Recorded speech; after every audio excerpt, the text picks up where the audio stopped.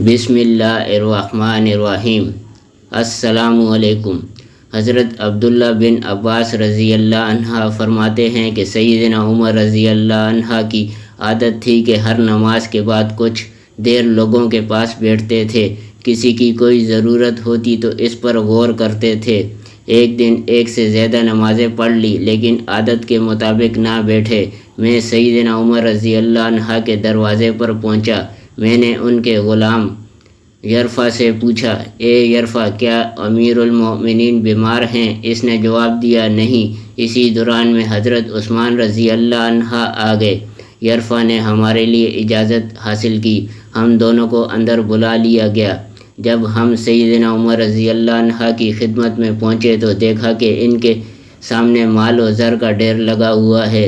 سیدنا عمر رضی اللہ عنہ نے فرمایا، میں نے سب اہل مدینہ کے بارے میں غور و فکر کیا ہے، لیکن تم دونوں سے بڑا کسی کا خاندان اور عیال نہیں ہے۔ یہ مال لے جاؤ اور اسے لوگوں میں تقسیم کر دو، اگر بڑھ جائے تو واپس کر دینا۔ ابن عباس رضی اللہ عنہ فرماتے ہیں، یہ سن کر میں گھٹنوں کے بل بیٹھ گیا اور عرض کیا، اگر مال بچ جائے تو آپ ہمیں دے دیں۔ یہ سن کر وہ بل کھا کر پھڑپھڑائے اور فرمایا، ایسا اس وقت کہاں ہوتا تھا جب حضرت محمد صلی اللہ علیہ وسلم اور ان کے اصحاب گوشت کے باریک لمبے ٹکڑوں پر گزارا کرتے تھے۔ میں نے عرض کیا، اگر اللہ تعالیٰ اس وقت مسلمانوں کو فتوحات سے نوازتا تو رسول صلی اللہ علیہ وسلم آپ جیسا سلوک نہ کرتے۔ سیدنا عمر رضی اللہ عنہ نے پوچھا کہ پھر وہ کیا کرتے؟ میں نے عرض کیا، وہ ہمیں بھی کھلاتے اور خود بھی کھاتے۔ یہ سن کر سیدنا عمر رضی اللہ عنہ رو پڑے۔ ان کی ہچکی بند گئی اور پسلیاں ہلنے لگی۔ پھر فرمایا، میری طلب اور تڑپ یہ ہے کہ میں خلافت کے معاملات میں برابر سربراہی چھوٹ جاؤں، نہ کچھ مجھے ملے نہ کچھ مجھ پر بوجھ ہو۔ سید بن مصیب رحمۃ اللہ علیہ سے روایت ہے کہ ایک دفعہ مال فے کا ایک اونٹ زخمی ہو گیا۔ سیدنا عمر رضی اللہ عنہ نے اسے ذبح کر دیا۔ اس کا کچھ گوشت ازواج مطہرات کی خدمت میں ارسال فرما دیا، باقی گوشت پکوا لیا اور مسلمانوں کی ایک جماعت کو کھانے کی دعوت دی۔ اس ضیافت میں عباس بن عبد المطلب رضی اللہ عنہ بھی موجود تھے۔ انہوں نے کہا، اے امیر المومنین، کاش آپ روزانہ آج کی طرح گوشت پکوائیں، ہم مل کر کھائیں اور باہم باتیں کریں۔ سیدنا عمر رضی اللہ عنہ نے فرمایا، آئندہ میں ایسا نہیں کروں گا۔ میرے دونوں ساتھی حضرت محمد صلی اللہ علیہ وسلم اور جناب ابو بکر صدیق رضی اللہ عنہ اس دنیا سے چلے گئے۔ ان کی ایک خاص سیرت تھی، وہ ایک راستے پر چلتے تھے۔ اگر میں ان کی سیرت سے ہٹ کر چلوں گا تو اس طرح ان کا مقدس راستہ چھوٹ سکتا ہے۔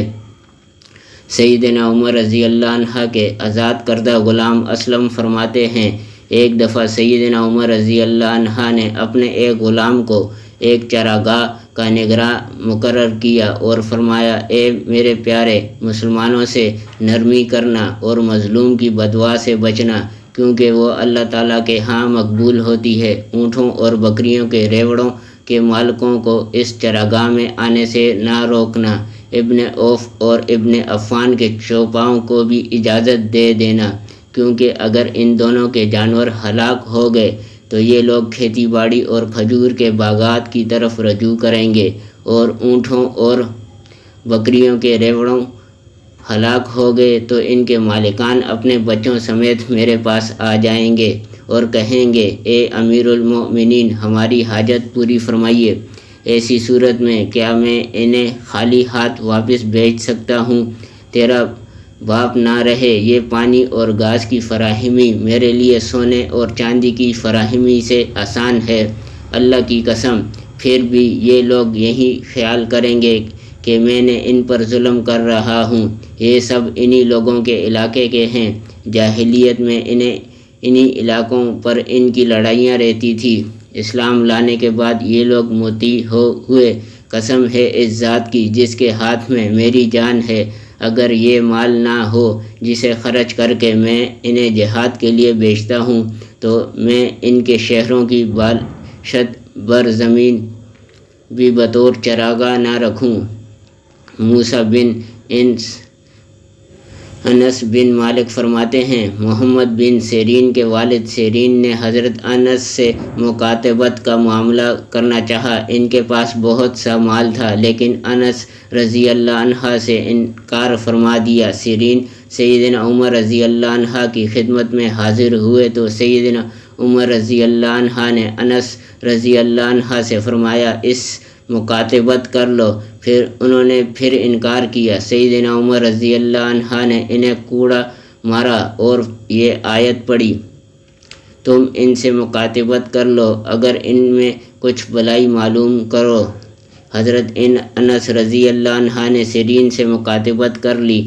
غور فرمائیے یہ کیسا عجیب و عظیم واقعہ ہے اور اسلام کی عاجز نوازی کی کتنی شاندار مثال ہے۔ ہم دیکھتے ہیں کہ ایک حریت پسند غلام آزادی کا طلبگار ہے، اس کا آقا اسے آزادی دینے سے انکار کر رہا ہے۔ معاملہ سربراہ مملکت کے پاس پہنچتا ہے تو وہ آقا اور غلام میں کوئی امتیاز نہیں برتتا، وہ اصل معاملے پر غور کرتا ہے، غلام کو حق بجانب پا کر اسی کے حق میں فیصلہ سنا دیتا ہے اور آقا کے موقف کو مسترد کر دیتا ہے۔ کیا دنیا کی تاریخ بے لاگ عدل کی ایسی کوئی مثال پیش کر سکتی ہے؟ والسلام جاری ہے۔